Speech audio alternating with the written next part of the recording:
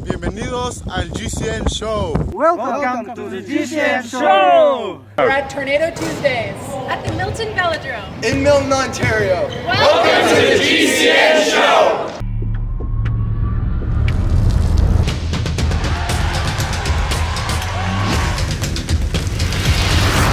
Welcome to the GCN Show. Coming up, a tech special. New tech, retro tech, weird tech, affordable tech, and bodged tech. Not neglecting though all your favourites like tweet, caption, and comment of the week. Okay, let's start our tech extravaganza with some high-end tech. So we have managed to get our hands on a set of Garmin Varia lights, which really are quite clever. So this front one, for instance, combines with your Garmin Edge 520 or the Garmin Edge 1000, which is what we've got. Sorry. And adjusts the angle of the beam of the light depending on how fast you're going. So when you're going very fast, it will angle it upwards so you can see further ahead, and conversely, when you're going slower, it will angle it downwards so you can see the path, trail or road directly in front of you. Another cool feature, if you're using the Edge 1000, is that it automatically adjusts the brightness depending on light conditions as well. So essentially all you've got to do is switch it on and away it goes. But if you don't have an Edge computer as well, then you can just use a remote like that and just use it like an ordinary bike light. Ooh, that's a nice click, isn't it? That is very satisfying. Very tactile.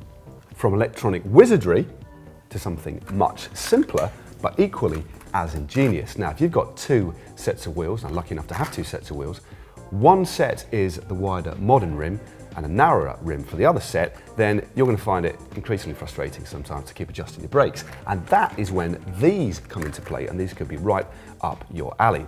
They're made by Forza, and they're basically a little widget that sits in between the two sets of outer cable, and by pushing this little midsection, it basically tightens or loosens the brakes. Now these are particularly good for cantilever cross brakes or for the road calipers that don't have the QR adjustment lever. Time now for Caption of the Week. Now last week we had this rather amusing picture of Chris Froome with a bow and arrow. Now the one we've gone for is from Aidan McManus. He basically said, Caption, Froome uses a bow and arrow, unlike Nibali, who needs a toe and arrow. That is very good, actually. That is pretty good. Well done, Aidan. Aidan. What you've done there. Get in touch, and we will send you some GCN swag. Now, this week's photo is this one, and look closely. It's not actually Matt. Not on this occasion. No, this is Tim Merlier. Dan, do you want to get started? Tim Merlier takes a Perlier. I'm not even going to set a bar this week. It's neither high nor low. It just doesn't exist. There's just no bar. What are you saying? I'm not saying anything, mate. Anyway, if you think you can beat Dan, Which would be quite easy. yeah, just stick your comments or your captions in the comment section down below. Tim Merlier takes They a won't beat Perlier. that. Well, now from modern tech to retro tech, and something popped up on my Twitter feed last week from Simon Burney, who's a bit of a legend in cyclocross and mountain bike circles. And Simon was just putting the finishing touches last week to Project 84. Okay, so he was rebuilding the very same frame set that he used in the 1984 Cyclocross World Championships that he then sold and subsequently refound and rebought. After finding it, he then set about finding all the original parts for it on eBay and ended up with this. Accurate in all its details, right down to the Clement 26mm Griffo tyres and Vineman brakes. That is pretty gorgeous. My first road bike was an Allen. It's gorgeous, that, isn't it? Nice. That is a work of art, and also interesting to look at it, see how far cyclocross has come. 26mm tyres to ride off-roading. Bonkers. Anyway, we love retro tech here on GCN, clearly, and so we really want to see if you guys have got any really cool retro bikes, particularly if there's a story attached, like Simon Burney's. If you have, then send us a video or indeed just a photo, and we will get it up here on the GCN show. What's the hashtag for that? Hashtag retro bikes for GCN show. No, hashtag GCN retro. Hashtag GCN retro Yeah, bikes. that's better. Sorry, Vote. yeah, I don't know what I was thinking. We'll tweet it. Okay. Time now for comment of the week. A few crackers this week. Now, underneath the winter training mistakes, Pack Custy, interesting name, said, it's nice to see that Dan has finally got the confidence to take off his corset. Yeah, I've blown up. What have you been doing this winter? This one, funny enough, another anti-Dan one from Javier Valles. Says, Dan on a date. So why is it your right arm is stronger than your left? Oh, I do a lot of laptop lifting on GCN. Yeah, right. No, I'm serious. No, please, come back.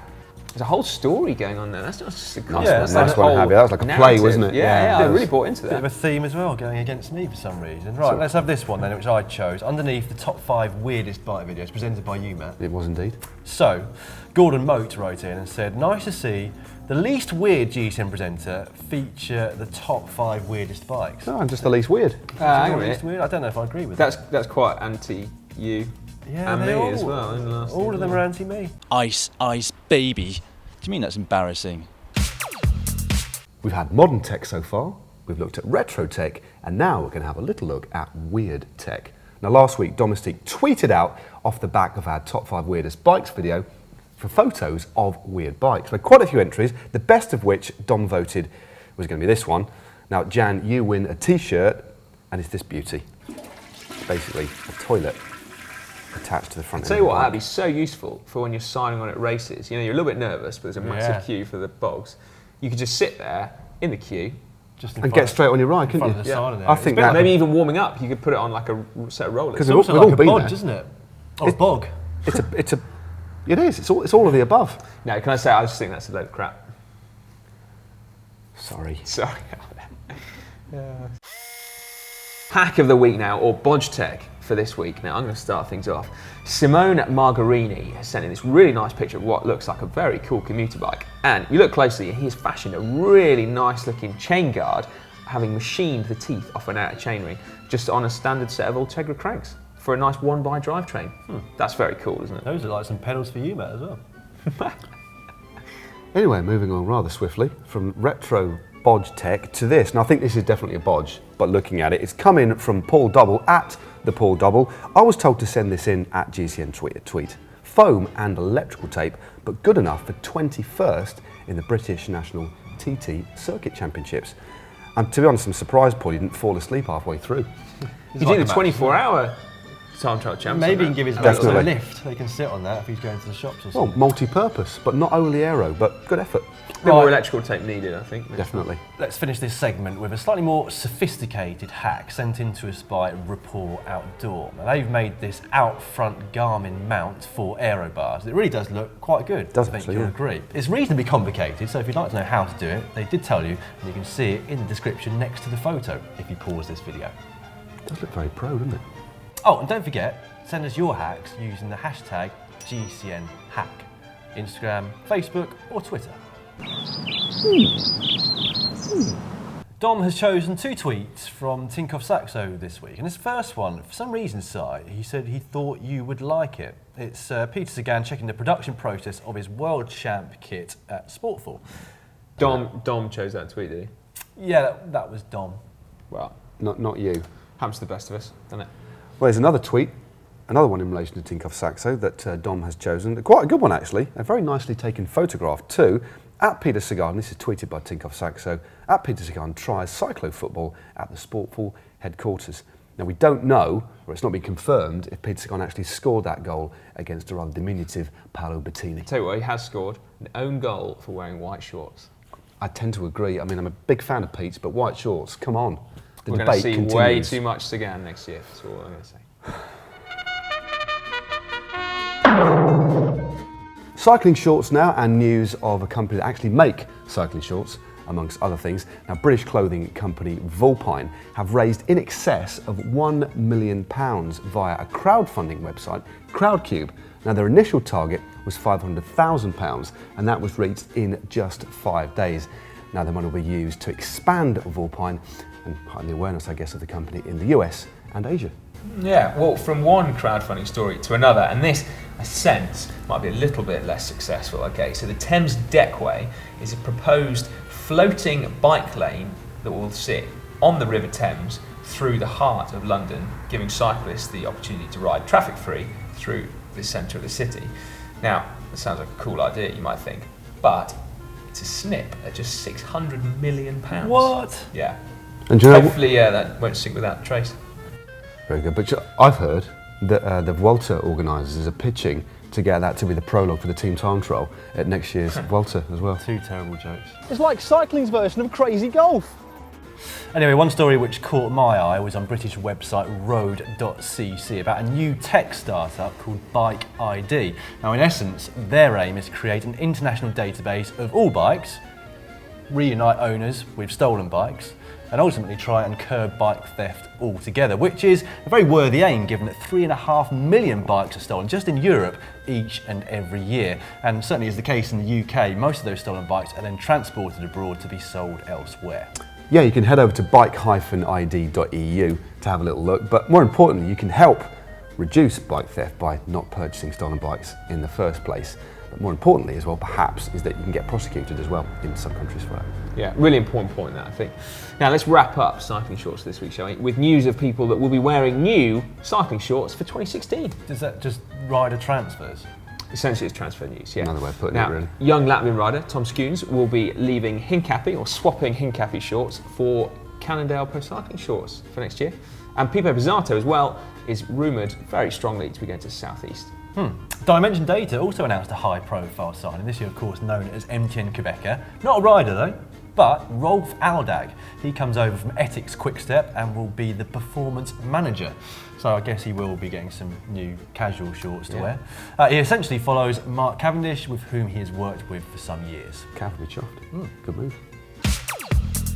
Last week, Zonhoven. This week, the equally or perhaps even more iconic Koppenberg Cross. The course, of course, based around the famous narrow cobbled climb which we see in the Tour of Flanders each year. Yeah, in the women's race, it was Jolien Verschuren who claimed that it was the biggest win of her career. Now, she finished a full minute ahead of Femke van der Drijsche, with Nikki Harris in third, who brought cakes, homemade, for all her team helpers and mechanics, and Instagrammed a picture of said cakes. They do look rather tasty. They do look very good. No word whether Wout van Aert brought cakes, but he did smash the men's race and continue his run of dominance. He got away with 3 laps to go, and he ended up winning ahead of Kevin Powles and Lars van der Haar. That dude is flying. He is. You know, I was thinking though, if he had a straight up race up the Koppenberg on his cross bike against Tom Boonen on a road bike, who would be the king of the Koppenberg? Who would win? Boonen. Do you reckon? Yeah. I think Wout van Aert. He's king of the bergs in Belgium, isn't he? Yeah, but what about the bike? Controversial, that. Big tubs, squishy, you know. And we could see a great cross ride like Stibar. Stibar's like Stibar versus Boonen. So I'm I sure think Wout van they're Aert. probably watching this, so I expect they'll set up that competition in the next Tell you few what, weeks. let's do a Twitter vote on that very subject on GCN. All right, yeah. At Global Cycling Network, we'll do a Twitter vote. Poll. Poll vote. Yeah, poll. They are polls, actually. Poll vote. Poll vote. On the channel this week, on Wednesday, we've got How to Ride in Sand with Tom Mearson. Should you follow a rut or should you try and make your own line? And when you have power enough, you can make your own line. But to save watts, you try to carry surge the lines. And if you can stay in the lines, you really save a lot of energy again. And on Thursday, we've got the top 10 pro cycling photographs of the 2015 season. On Friday, we show you how to get the most out of your sports action camera. And on Saturday, we take a closer look at Team Action Pro Cycling's Cipollini RB800. That is a nice looking bike, that. Sunday is off the back, and then on Monday, we've got Dan in the workshop showing you how to adjust the reach on your brake levers. Welcome to the GCN Show. It's time to leave you with Extreme Corner. Now, we've got Wout van Aert for you, doing some extremely painful intervals here. If you do like to suffer a bit, check this out, you will enjoy.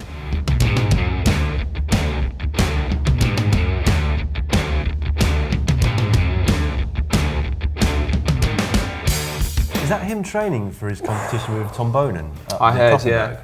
They must have heard us already. Must be frightened. I saw that Instagram and then I put some money on King of the Koppenberg. Pretty punchy, that, isn't it? Yeah. Another weekly show wrapped, but if you want to see the top 5 weirdest bikes presented by the least weirdest of the presenters, click just up here. I thought you presented that one, Matt. I see what he did there, son.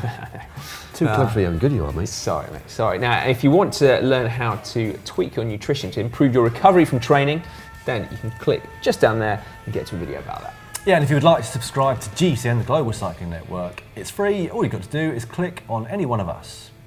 Or in particular, Dan's sinuses. Yeah, I was going to say, really watch out for playing him Dan. up. You don't want to click on him because you might get a cold. Yeah, maybe click on one of us two again, just leave Dan out of it because you I don't probably think will anyone catch something. noticed. That was even more down than usual. And no high fives this week. It's just too risky. Yeah. Or fist pumps, whatever you call them. Well, we have to. What would we do? A fist pump or a high five? Is it a fist pump or a fist bump? Bump. So that's a thump. So that's the thump. Now what's the Fist bump. So that's a bump. Well, so careful. what's a thump? Well, that's a punch, isn't it? A fist bump. It's just